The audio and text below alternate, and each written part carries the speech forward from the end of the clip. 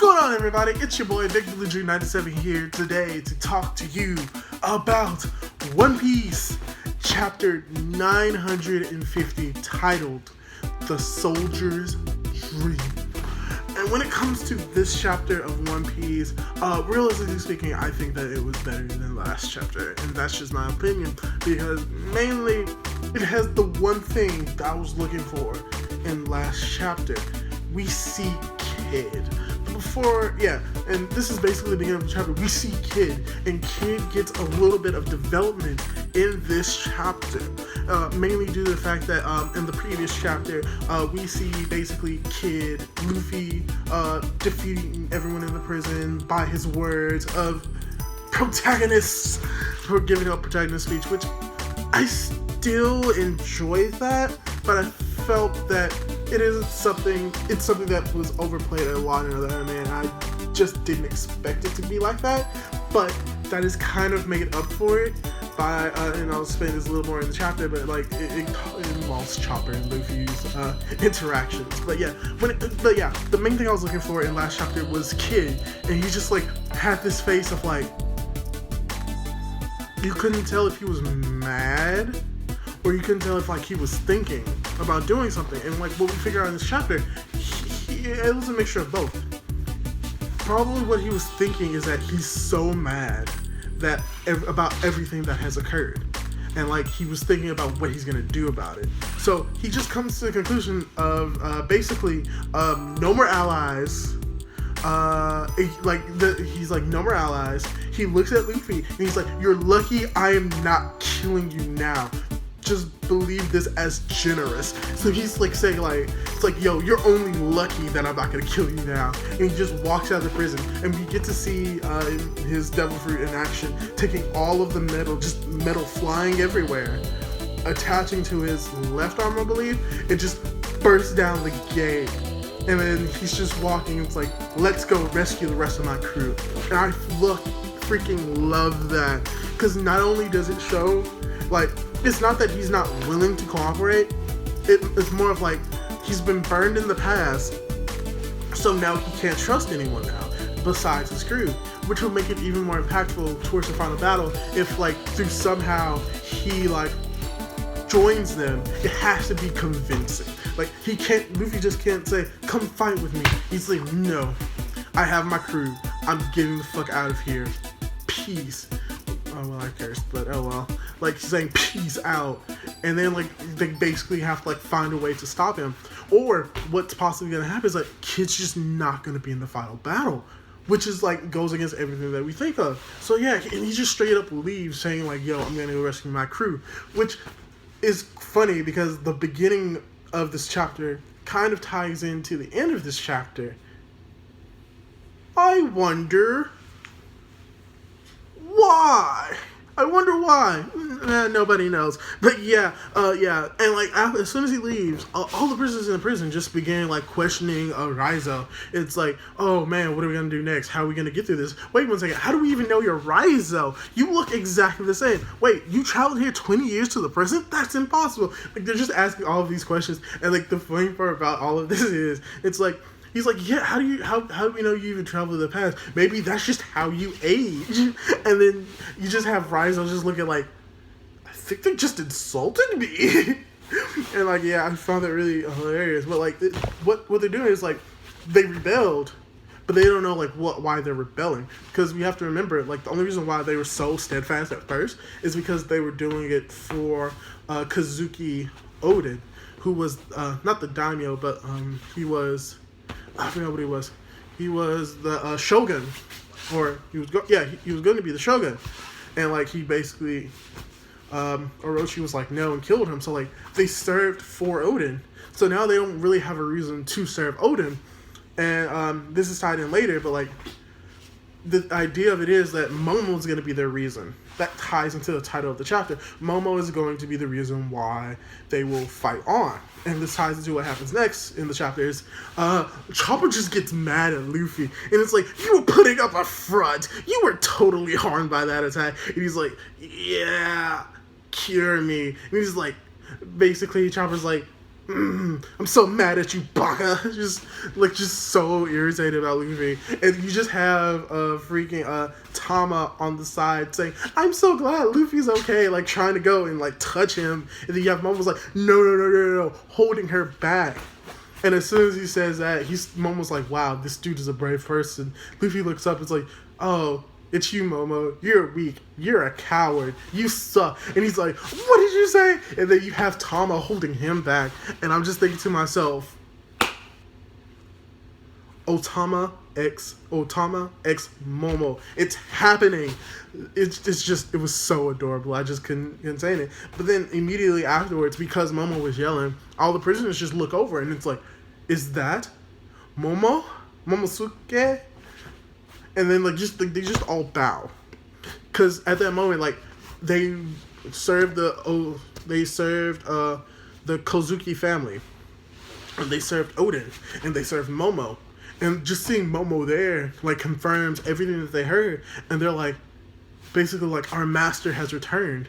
We will serve you forever, which is the reason why Momo came to the prison. This is why he was there with Tama, and it was just a great scene. And then you have old man Hyo's thinking, wow, we might actually do this.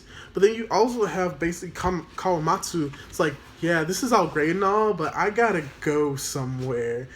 Bye. He's just assumed to have left. So we don't know what's gonna do with that, but I'm pretty sure it probably has something to do with sumo. That's what I think. I can't really tell you what it actually is.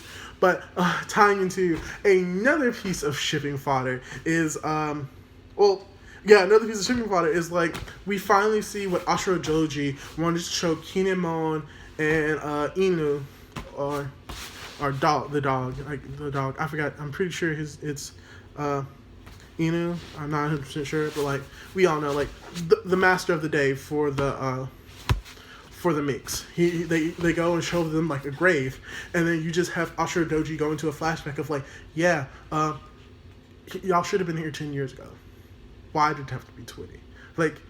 And you see a flashback of just a whole bunch of people saying, yo, we can't wait 20 years. And Ashura Joji's like, no, we have to believe. And they're like, yo, they burned our crops. They destroyed our homes. We're not going to live another 10 years. And Ashura Joji's like, no, we must believe in the Kozuki family. We must believe in their prophecy. And they're just like, yo, we love you. We want to respect the Kozuki, but we can't wait any longer. We're not going to survive till then. So please, Ashura Doji, let us fight with our swords. And then they just leave. And it's just so impactful because it's they realize they won't survive, but they want to die fighting for what they believe in. So they all die, is implied, except Ashura Doji. And Ashura Doji is basically thinking to himself, and it makes sense why he hasn't fought back, because it's he lost a group again. He lost all of them. He couldn't stop any of them. And they all died. And he doesn't want to go through this again. But then here's a problem with it. He was very against it at first, but after this flashback, he's like, yeah, I'm all for it now. It was an instant switch. And I'm thinking to myself, that seems too fast. So if anything, this prevents it from being a perfect chapter for me. So, but it's still very impactful. And another piece of shipping fodder is Inu and Ashura Doji. They were just as soon as they finished the flashback, and Kinemon was thanks, and they're just yeah, no problem. And I'm y'all are so chummy. It's been years, and y'all just chummy. I'm yes, just all the yes. It was just so adorable, just seeing the dog and Ashura Doji. And then the last few parts of this chapter involve Zoro, which there's just so many ships. There are more ships in this chapter than there are ships that we saw in the that's a horrible joke. I was gonna say there are more ships in this chapter than there were ships that died heading to Onigashima. But there's just so many ships because we get Zoro cutting down. I'm pretty sure he was one of the Wanabashu, one of the ninja elite. I'm pretty sure, and Zoro just cuts him down, and all he's doing is cutting them down because he's protecting Hiyori, aka Komatsu. Komurasaki, there we go. Protecting Komurasaki. Oh, I can't words. Komurasaki. Zoro's protecting Komurasaki. And this is just another piece of just shipping fodder. Because, like, just looks so adorable together. And she's, like, apologizing for having to protect him. And Zoro is thinking with his head, just like, yo, I can't return back to Momo. And basically say, yo, I let your sister die. And, like, it's just so adorable. And then he just thinks to himself, like, I'm fucking gonna kill Orochi. They both think this, but it's more impactful that it comes from Zoro. And he's like, yeah, I'm gonna fucking kill him. And basically avenge Hasuye. Or Asuye. And I'm just thinking, like, this is the first time we've seen Zoro, like, have the intent to, like, kill an enemy. Because, like, it's implied that he kills pirates.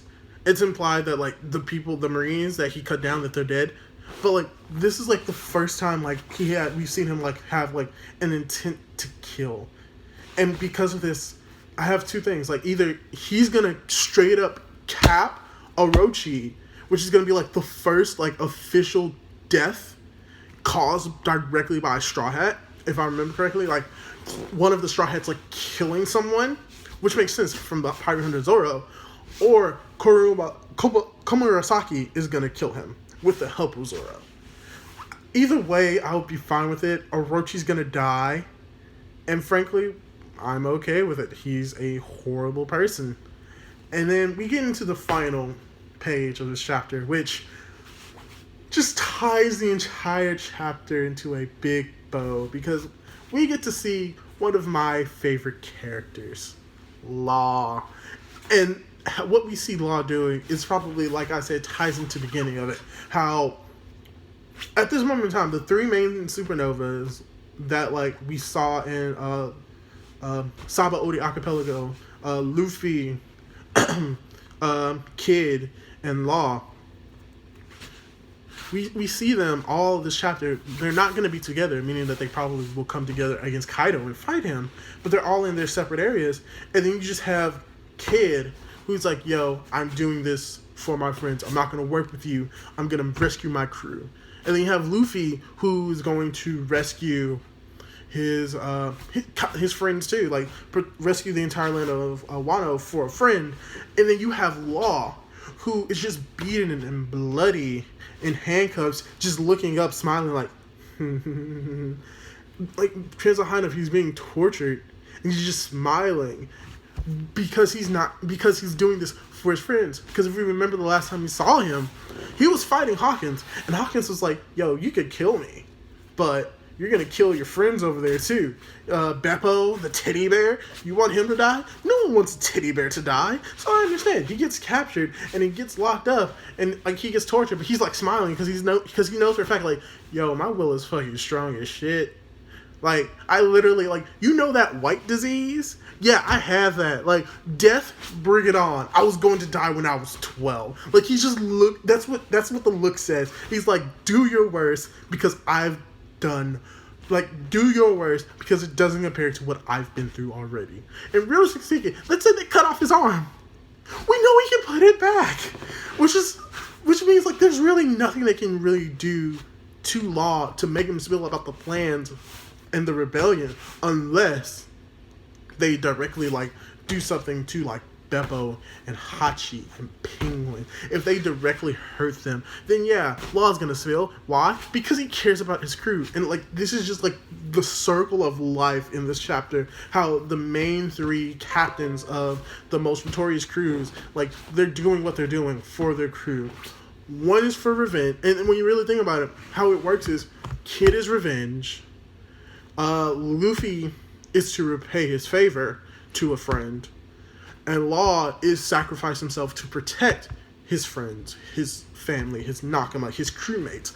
They each have a reason why. They all revolve around friendship, but they're doing it in different ways. Revenge, debt, and protection, which Luffy's is also protection as well, but it's more of like he's fulfilling a debt to a friend that, like, yo, you gave me food, so I'm gonna rescue you.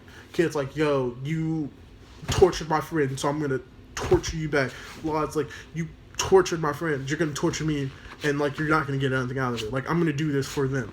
So, all in all, I really did enjoy this chapter. I enjoyed the stuff with Luffy and Chopper. I enjoyed like how Momo wasn't just like a random character. Like he was a figure point and like fully convincing all of the samurai to go with him. I enjoyed just all the shipping fodder in this chapter. I enjoyed how like Zoro's basically like, I'm gonna kill someone and I'm not gonna regret it.